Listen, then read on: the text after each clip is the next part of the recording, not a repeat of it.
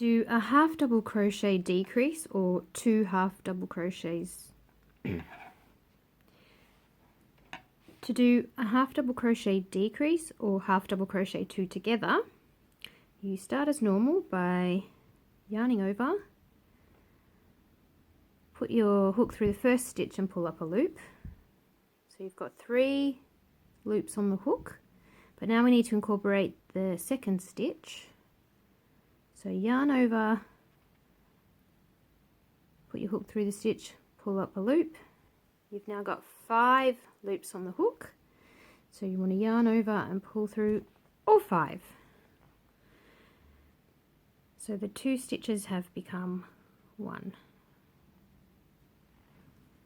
Yarn over, pull through a loop, yarn over into the next stitch, pull through a loop, yarn over, pull through all 5.